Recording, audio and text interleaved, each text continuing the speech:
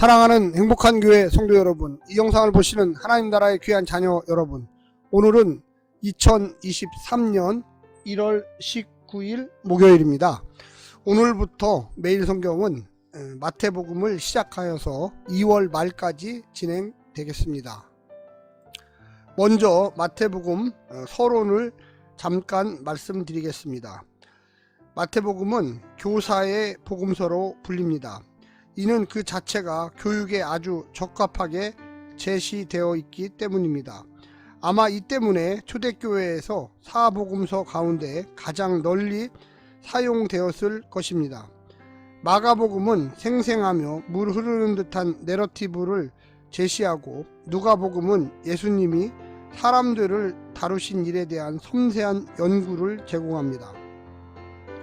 또한 요한복음은 예수님에 대해 훨씬 명백하게 신학적인 그림을 제공하는 데 반해서, 마태복음은 예수님에 대한 이야기와 그분의 말씀 가운데 특히 교회 생활에 관련된 이야기와 말씀을 수집하여 교회에서 가르치는 교사가 쓸 수 있도록 정리하였습니다. 마태 자신이 그러한 교사였기 때문에 이미 자신의 교인에게 제시하면서 사용한 자료를 복음서 안에 포함시켰을 가능성이 매우 높습니다. 가장 뚜렷한 것은 예수님의 가르침을 모은 5개의 대강화입니다. 이 강화는 예수님께서 말씀을 마치시고 등의 형식으로 끝맺으면서, 이 형식은 번역본보다는 헬라어로 읽을 때 훨씬 더 인상적입니다. 5장부터 7장, 10장, 13장, 18장, 24장, 25장을 예수님께서 이 말씀을 마치시고라고 끝맺는 형식을 보여주고 있습니다. 그것들은 각각 다른 공간복음서 마가와 누가의 강화에 있는 훨씬 더 간단한 말씀에 기초한 것입니다. 그리고 그 강화에는 관통해서 흐르는 명확한 통일된 주제가 있습니다. 그렇게 수집된 많은 말씀이 다른 공간복음서의 다른 곳에 또한 나옵니다. 그래서 마태가 어떤 주제에 대한 예수님의 가르침에 대해 5개의 정교한 선집을 만든 것으로 보여집니다. 이 강화와 복음서 나머지 부분에서 마태는 자료를 분명하게 체계화하여 여러 부분으로 나누어 놓았습니다. 그래서 비교적 암기하기 쉽도록 되어 있습니다. 분명한 예로 셋으로 균형 있게 구분된 족보 1장 1절부터 17절까지의 부분을 보시면 좋겠습니다. 또한 팔복 5장 3절부터 10절, 처음과 끝의 동일한 결론을 주목하여 보십시오. 6개의 대립되는 해석, 3가지 유형의 종교적 준수, 6장 1절부터 18절, 기도에 대한 부분이 확대된 것을 제외하고는 거의 동일한 구조로 되어 있습니다. 쉽게 얘기하면 암기하기 쉽고 내용의 연관성을 가지고 주제별로 묶었다는 것입니다.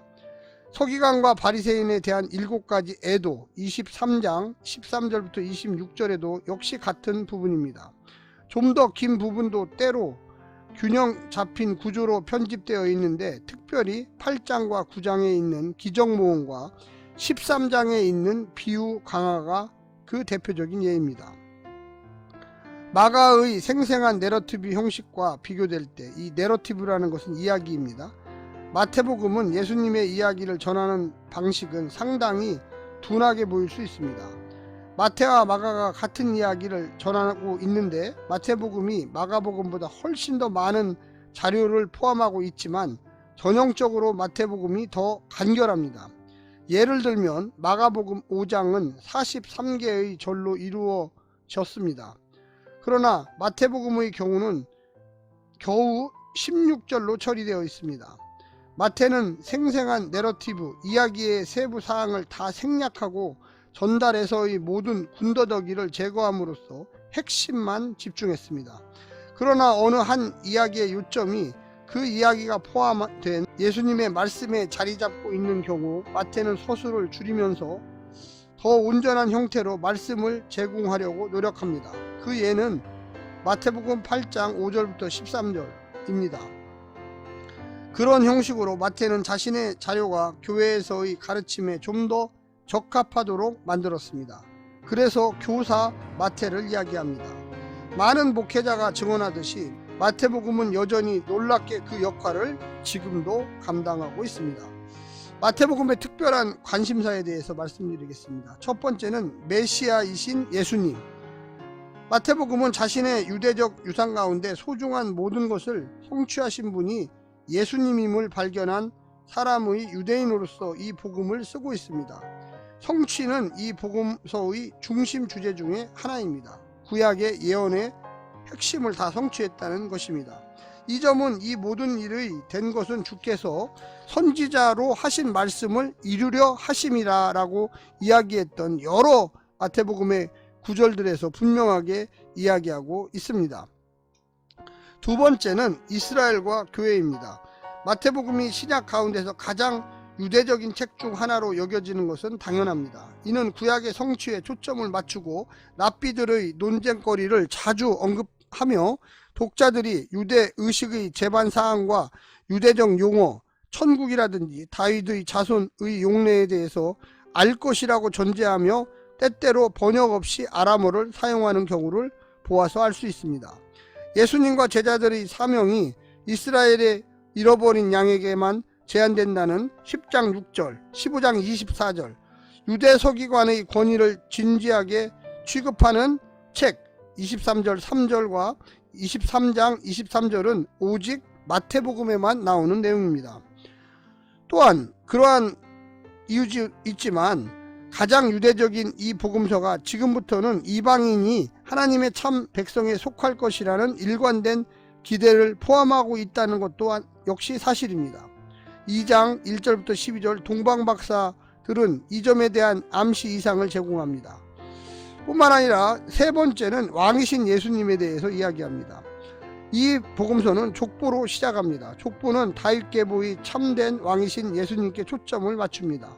예수님은 이스라엘 군주제를 온전히 성취하신 분이십니다. 그래서 1장 18절과 25절은 예수님이 어떻게 다윗의 자손인 요셉에 의해서 공식적으로 입양되어 왕의 신분을 확보했는지를 설명하고 있습니다. 그러고 나서 예수님을 찾는 외국인들이 유대인의 왕이신 그분을 찾고 있습니다. 저자와 연대에 대해서 잠시 말씀드리겠습니다. 마태복음은 초기의 기독교 전승은 만장일치로 이 복음서를 이전에 가버나움의 세리였던 사도 마태의 저작으로 돌리고 있습니다. 그 마태를 부르신 일은 9장 9절에 기록되어 있습니다. 마가와 누가는 그를 네유라고 부릅니다. 또한 이 복음서가 원래 헬라어가 아니라 히브리어나 아람서로 기록되었다는 끈질긴 전승이 있습니다. 이 두 전승은 대부분의 현대학자들이 의심하고 있습니다. 그러나 우리가 아는 대로 이 복음서의 헬라어는 번역된 헬라어처럼 읽히지 않습니다. 그리고 마가와 누가 헬라어 복음서와 마태복음의 문학적인 관계는 다른 언어에서 기원한 것으로 볼 수 없게 만듭니다. 주 처음 몇 세기의 그리스도인들이 전통적으로 마태와 연결된 히브리어나 아람어로 된 어떤 한 저작에 친숙했을 가능성이 있습니다. 그러나 그것이 우리가 지금 가지고 있는 이 복음서일 가능성은 매우 적습니다. 마태의 저작에 대해서 언급한 최초의 저자인 파피아스는 히브리어나 아람어로 된 말씀의 한 어록을 마태가 쓴 것으로 보았습니다. 그래서 어떤 학자들은 파피아스가 가리키는 것이 우리가 알고 있는 이 복음서가 아니라 그 자료 가운데 하나, 마태복음과 누가복음 저자가 사용했을 것이라고 많은 사람들이 믿는 이 Q 자료, 이 Q라는 뜻은 독일어로 자료라는 뜻입니다. 자료라고 믿고 있습니다. 그러나 파피아스의 진술은 너무나 간략해서 명확하지는 않습니다. 그리고 그 원래의 맥락도 알 수는 없습니다. 만일 마태복음이 히브리어나 헬라어로 쓰여졌다는 사실이 개연성이 없다면 초기 전승의 다른 측면인 저자를 사도 마태라고 하는 말을 진지하게 받아들일 수 있겠습니까? 아니면 파피아스의 말은 우리 앞에 있는 이 복음서가 아닌 다른 어떤 문헌과 관련해서 이런 전승이 있었다는 것일까? 우리는 확신할 수는 없습니다. 그러나 초기에 기독교 몇백 년 동안 저자들은 마태복음 기자에 대해 전혀 다른 후보를 제시하지 않습니다. 한마디로 얘기하면 마태라는 예수님의 제자, 이 레위시라는 사람이 썼다라는 것이죠. 이 복음서를 이해할 때 주로 가장 중요하게 생각하는 게 주 70년 AD 70년에 노마의 디도 장군이 예루살렘에 와서 예루살렘을 침범해서 모든 성벽과 예루살렘 성전을 파멸했다는 것입니다. 그래서 전통적인 유대교도 없어졌고 이 성전 중심의 유대교가 이제 구약의 말씀 중심으로 유대교로 바뀌면서 예수님을 메시아로 전통적인 유대교는 영접하지 않았습니다. 그러나 초대교회는 예수님을 하나님이 보는 메시아로, 하나님의 아들로 인정하면서 그가 왜 하나님의 아들이며 하나님의 뜻을 성취한 구약의 예언자들이 얘기했던 그 메시아인 것을 증명하는 것이 마태복음이었습니다. 그래서 전통적인 유대교의 서기관 랍비들과 논쟁하는 방식으로 마태복음은 쓰여진 것입니다. 결과적으로 AD 70년 이후에 대부분의 학자들은 빨리 잡아도 주 80년, AD 80년 이후에 마태복음이 기록되었다고 생각하고 있습니다. 사랑하는 성도 여러분, 이제 본격적으로 마태복음 1장부터 시작을 하겠습니다.